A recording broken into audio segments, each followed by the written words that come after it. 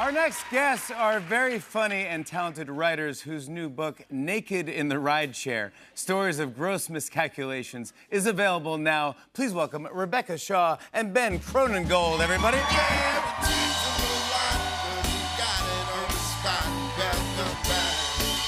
Welcome back, welcome back, welcome back.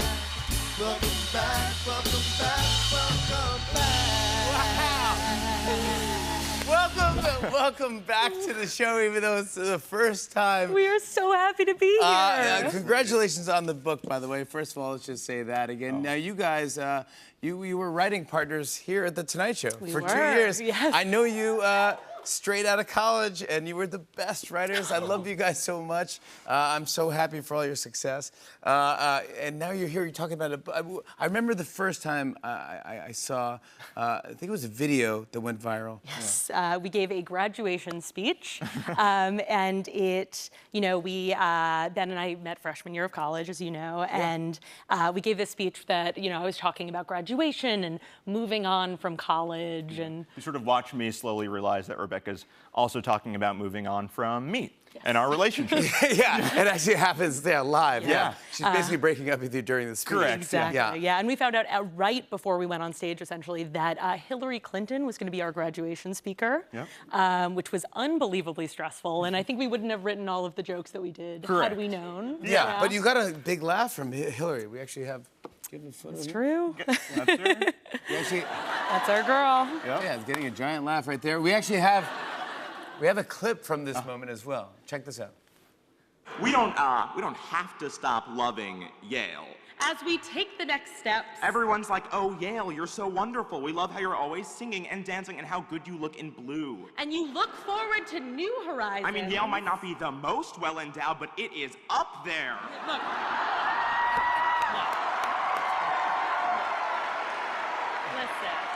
Listen. Both of you guys go, hey, listen, hey. Hey, listen. Did you? Dirty mind. Dirty mind, Hillary. Did you get to meet afterwards? We did. She was so lovely, and she asked us what we were going to do after graduation. And, you know, it was the first time that I think we said out loud, we want to be comedy writers. Yeah. And then you got a job here. Unbelievable. We hired you. You were fantastic. You've written so many great bits for our show, so thank you so much. Oh, my God. Jimmy, thank you. You absolutely changed our lives. We could not be more grateful. No, Absolutely. I love you. Took a shot.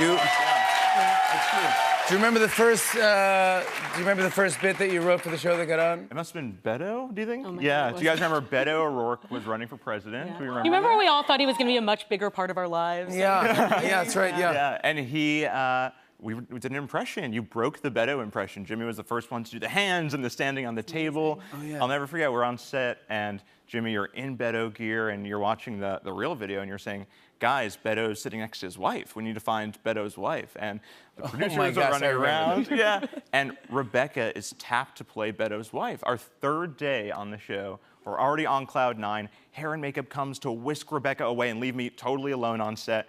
And Rebecca turns to me with all the cockiness in the world. Do you remember what you said? I did. I said, showbiz, biatch. Yeah, that's right. Yeah, good for you. Yeah. I'd never said the word biatch before in my life. It just, like, came out of me somehow. Yeah. I don't know. We actually have a still from that sketch that we did together, and here it is here. Yeah. That's not Rebecca. No, that's actually not Rebecca. No, that is Julie from Digital. What happened was the producers realized that Julie from Digital admittedly looks a lot more like Beto's wife than does. Rebecca. So I'll never forget the image of Rebecca walking back down the hallway of 30 Rock. Hair and makeup got to half her makeup, literally down the middle, half her makeup. Half her hair was done, half was still a mess, in a robe back on set. And I turned to you, and do you remember what I said?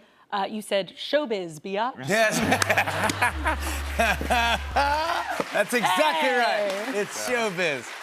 But here you go with your new book. You have a new book called Naked in the Rideshare, Stories of Gross Miscalculations. Tell me about the meaning of the title. Yeah, I mean, it's a line in one of our stories, and we really picked it because, you know, we wanted to capture that feeling of being in your 20s, sort of entering the adult world and just being totally unprepared. So naked in the rideshare, it sort of feels like it fits. Yeah, it's like a roast of our generation, a loving roast. And, you know, it's a time in your 20s when you're so out of your depths, but also strangely hopeful, I think. So we're trying to capture all of that messiness and joy in this short story collection. Yeah, and Jimmy, thank you again for giving a quote on the front. I mean, Oh my God. I gave you a quote for the. I said, You did? Voices of their generation. Yeah. Yeah, is what I said. But my full quote is. I wouldn't look at the back.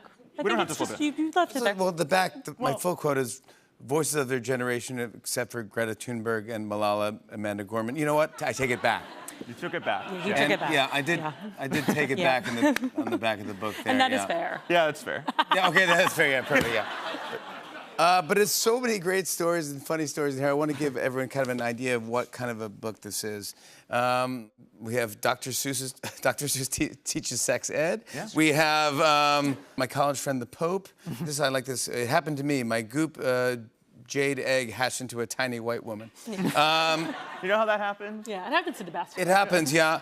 The Reynolds Accords. What is the Reynolds Accords? Yes. So the Reynolds Accords is a contract that we drew up in the unlikely event that Ryan Reynolds ever decides to have a threesome with us. Oh, yeah, okay, sure. Yeah. Smart. I just think it's important to be prepared. So That's we have, very smart. ground rules like Ben's not allowed to ask him for Marvel spoilers, and I am not allowed to FaceTime in everyone that I know. So. Okay, yeah. Ryan is not allowed to fall in love with us. Just Yeah, Ryan, Yeah. if you're watching it, don't fall in love Oh with God, them, please. yeah. No, if you're people, doing it this. happens to us a lot. You know, it happened with James. Oh, so. James. Yeah. I do want to say, never stop cutting away to James. I'm so proud of you. I do love the dedication, by the way. It says, for our grandparents. Sorry. How did your grandparents react to the book? They're horrified. They're absolutely horrified, yeah. It's an edgy book, but no, they love it and they rolled with the punches, I think. They were Yeah. amazing. I mean, they have a restraining order out on us. Yeah, but still, it doesn't matter. They're They proud. still love you, yeah. From afar. We love you. We're so happy. Congratulations. Couldn't be much for happier for you having guys. You're the best. We miss you. Come back whenever. Rebecca Shaw, Ben Cronengold, everybody. Naked in the Ride Share is their book. It's out now. Gracie Abrams performs for us next. Stick around. Hey, hey.